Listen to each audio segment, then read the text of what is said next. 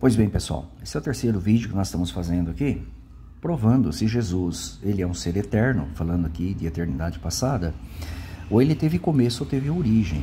O texto que nós vamos estudar é de João capítulo 1, versículo 18. Não sei se a imagem fica nítida para vocês aí, mas é o melhor que eu pude fazer aqui, tá?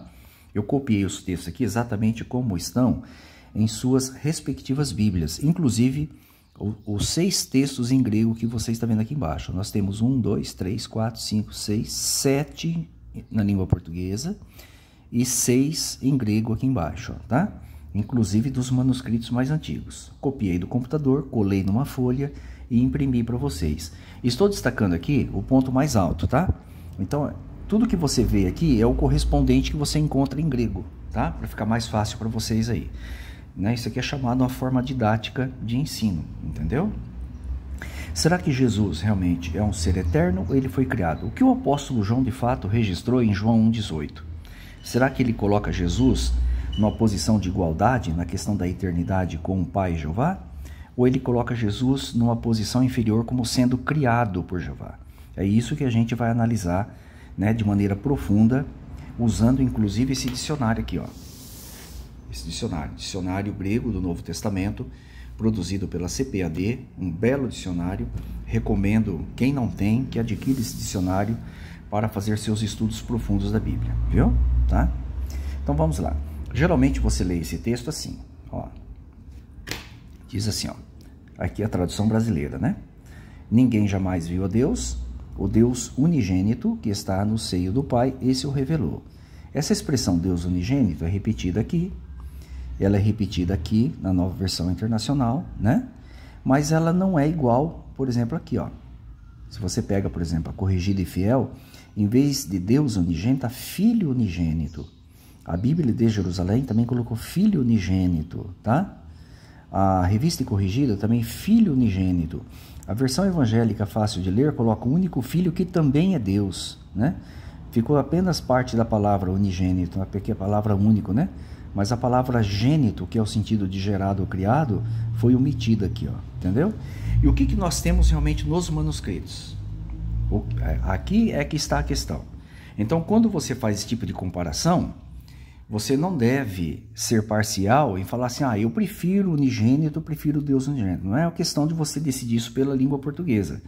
Você precisa estudar e aprender um pouquinho o que está nos antigos manuscritos, mais antigos manuscritos da Bíblia, que serviram de base no decorrer do tempo para as traduções, para que você realmente possa concordar com o que está escrito, o que o apóstolo de fato escreveu, tá? Então nós temos aqui, ó. Esse aqui é o Sinaíticos, do 4º século, e o Vaticano do 4º século. São os dois chamados mais fiéis, autênticos, tá? E respeitados aí no meio teológico. E nós temos o Efraimi, que é do 5º século, que seria no ano 400 e pouquinho, tá? Esse 300 e pouco, esse 300 e pouco. O que diz esses manuscritos nesse texto? Será que diz Deus unigênito ou Filho unigênito? Então agora você vai tirar a prova dos 9, né? Como diziam os antigos.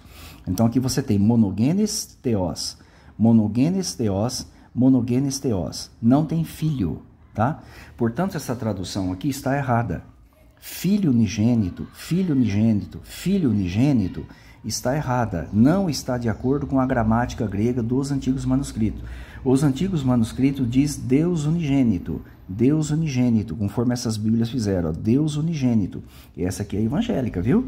Essa aqui também é evangélica, essa aqui é ecumênica, tá? Por quê? Porque de fato é o que está nos manuscritos antigos, monogenes theos, não está monogenes huios, filho. Onde que aparece isso? Ó, lá no 16º século, quando foi elaborado um texto padrão grego, na verdade teve dois, tem o texto Receptus e o texto crítico, tá? O texto Receptus, chamado texto majoritário, é esse aqui, ó, ano 1550 de Erasmo, tá? Theos, odeis, Eurachen, Popote, né? Aí diz assim, ó, monogenes huios. Então, a palavra Deus que estava nos manuscritos antigos foi modificada para filho. Perceberam, gente? Ó, a palavra Deus que está nos manuscritos antigos, lá no ano 1550, foi modificada para filho. Aqui não é filho, aqui não é filho, aqui não é filho, aqui é Deus, Deus, Deus. Ela foi vertida para filho no ano 1550. A João Ferreira de Almeida, corrigida e fiel, fala fiel porque ela é fiel a esse texto aqui. Então ela segue o que está nesse texto aqui, e não no que está nos manuscritos antigos. E outras bíblias acompanham ela. Os novos textos gregos padrões, baseados nos melhores manuscritos, que é de Nestlé Aland e também do Scott Hoare, eles colocam teos, teos, porque é o que está nos manuscritos antigos. Tá, monogenes teos, monogenes teos, monogenes teos, não monogenes huios, que é filho para grego, tá bom? Então esse texto foi adulterado, por quê? Porque ele atrapalha, né? Atrapalha o conceito da Trindade, por exemplo, né? Que já que monogenes significa único gerado, único criado, vou mostrar para vocês no dicionário, como que pode Jesus ser um Deus gerado e criado? Tá? Não está falando aqui dele como humano, não. Está falando dele lá no passado. No passado, na sua pré-existência celestial, antes de vir à Terra. Então, como que pode Deus ser gerado? Mas é o que está nos manuscritos. Então, Jesus é a primeira divindade gerada ou criada por Jeová. Vamos ver um dicionário para a gente entender isso melhor? Então, vamos lá. Deixa eu colocar aqui de lado um pouquinho. Esse aqui é o dicionário grego, Novo Testamento, um dos mais respeitados, um dos melhores, viu?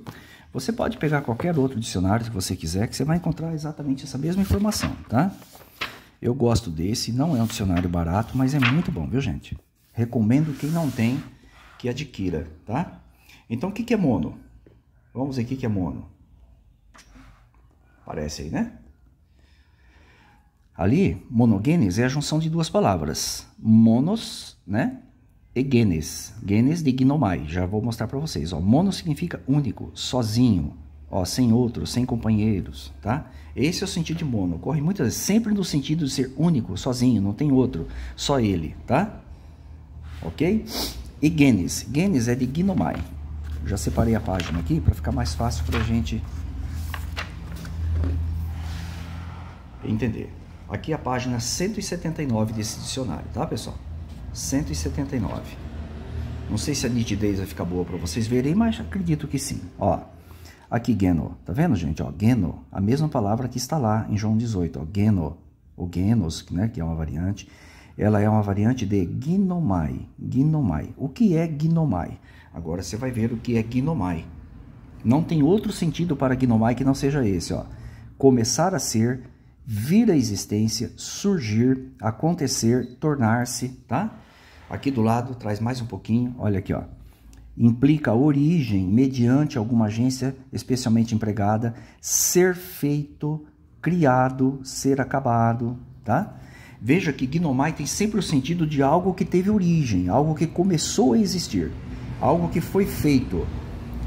E quando você coloca mono junto, fica único feito, único gerado, único criado. Vamos voltar para o texto? Vamos lá. Deixa eu diminuir aqui novamente. Vamos voltar para o texto, então. Então você volta aqui, ó. Ninguém jamais viu a Deus. Está se referindo a quem? A Deus, o Pai, Jeová, o Celestial, o Criador, Todo-Poderoso, Altíssimo. O Deus unigênito, se quiser colocar com maiúsculo, não tem problema. O Deus unigênito que está no seio do Pai, esse o revelou. Seio aqui é o sentido de favor, que tem o favor do Pai. O que é unigênito? Unigênito significa único gerado, único feito, único que foi causada a sua existência, tá? E Deus, Deus é um título, né? Então, para uma divindade. Então, Jesus Cristo é uma divindade, a única divindade, gerada, única, gerada divindade, que está no favor do Pai, que é esse Deus aqui, esse o revelou. Então, a tradução correta é, de fato, Deus unigênito. O significado de unigênito, único gerado, único feito, único criado. Então, o único que Deus criou diretamente, a única divindade que Deus criou diretamente, sem intermediários, que é Jesus, está lá do Pai, esse o revelou. Perceberam? Então, Jesus Cristo teve origem ou não, de acordo com o que o apóstolo João escreveu? Teve origem. Ele é a única divindade criada e gerada por Jeová, sem intermediários. Espero que estejam gostando. Um forte abraço a todos.